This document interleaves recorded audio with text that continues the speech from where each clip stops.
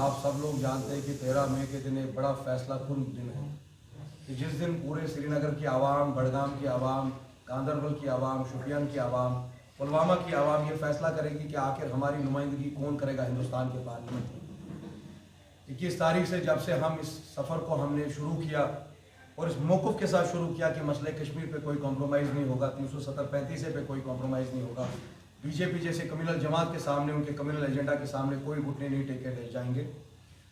और हमने यही पाया लोगों में जो सबसे बड़ी मसाइल है वो डर और खौफ की है आज, कि लोगों को इजाज़त नहीं दी जाती है बात करने की।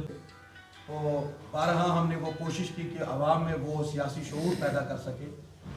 मैंने अपने कई सारी पॉलिटिकल मीटिंग्स में ये बात कही कि जब असदुद्दीन ओवैसी जैसा लीडर 25 करोड़ मुसलमानों की बात कर सकता है तो हमें एक ऐसी क़यादत चाहिए जो बिना किसी खौफ के, बिना किसी डर के जो है कश्मीरियों की जो है आवाज़ वो ऐवान पार्लियामेंट में बुलंद करे। यही मंशूर हम लेकर अगर इंशाअल्लाह अल्लाह ने हमें इज़्ज़त दी और हमारे में से कोई कामयाब हुआ इस पार्लिमानी इलेक्शन में और इसी मंशूर पे हम गामजन रहेंगे, इस पे साबित कदम रहेंगे कि कभी भी कोई कॉम्प्रोमाइज़ नहीं होगा सैक्रोसैंक्ट इशू पे 370-35 ए और the core issue of Kashmir. And we will never ever have any alliance with BJP till the time I am alive.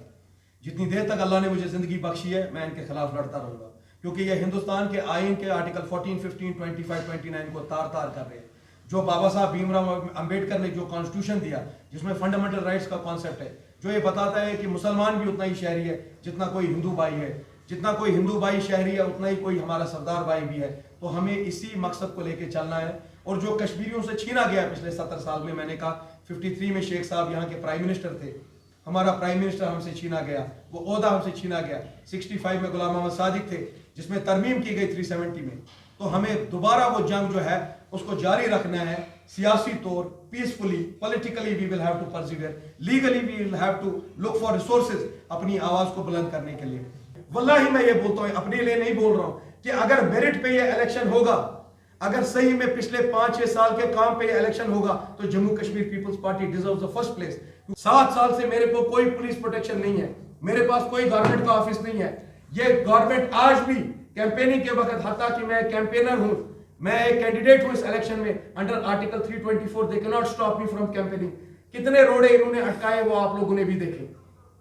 इसलिए मैं आज ये बात कह रहा हूं अपनी कश्मीरी अवाम को, जब तक मेरा इम्तिहान था अल्लाह ने हर इम्तिहान में मुझे with flying colours we pass those exams. 1 crore 20 lakh लोगों में से क्या हमारे पास 40-50 भी ऐसे साफ पाक दामन आदमी नहीं है जो इस मंशूर को लेके चले? मैं नहीं कहता हूं कि मेरी पॉलिटिकल पार्टी को अक्सरियत दे दो, मैं कह रहा हूं कि अगर हम हर गली मोहल्ले से, हर असेंबली से साफ पाक नियत लोगों को आगे लाएंगे तो हो सकता है हम एक नई तारीख रकम करें। हो सकता है कि हम history will witness this landmark event that if people from educated background, educationist, big businessmen, doctors, engineers, scientists will come forward and they will take lead in taking forward the political struggle of Jammu and Kashmir. मेरा एक ही पैगाम इस कश्मीरी कौम के लिए है कि शहर में, सिर्फ हमारे श्रीनगर शहर में 8 लाख वोटर है। ये इलेक्शन हैदराबाद में भी होगा, हैदराबाद का पुराना शहर मेरे बड़े भाई को वोट देगा, असदुद्दीन ओवैसी को वोट देगा, वो CAA-NRC के खिलाफ बात करेगा। ये एक बारी सोच लेना उस बटन को दबाने से पहले। बाद नमाज़े फजर जब 13 मई को निकलोगे, 6 बजे तक वोटिंग चलेगी, जब उन सारे कैंडिडेट्स का नाम लिखोगे तो याद रखना बुलडोजर किसने रोका था। मैं अपनी जात के लिए ये वोट नहीं मांग रहा हूं या अपनी जात के लिए ये कुर्सी नहीं मांग रहा हूं। मैं बोल रहा हूं कि आई वॉज यर्निंग, मैं तड़प रहा था इतने सालों कि कोई आवाज तो बने। हमने PhD को सपोर्ट किया, हमने बोला कि अगर मुजफ्फर शाह साहब लड़ेंगे मैं उनको सपोर्ट करूंगा। हमने कहा अगर तारेगामी साहब लड़ेंगे हम उनके पीछे पीछे चलेंगे, हम घर घर जाएंगे, उनकी आवाज को बुलंद करेंगे। मैं आपको ये बात बोल रहा हूं, हमें EVM के खिलाफ निकलना है। आज जोक दर जोक हमें 13 मई के दिन निकलना है और वो आवाज, उस आवाज को ऐवान पार्लियामेंट तक पहुंचाना है जो कश्मीरियों की नुमाइंदगी करे।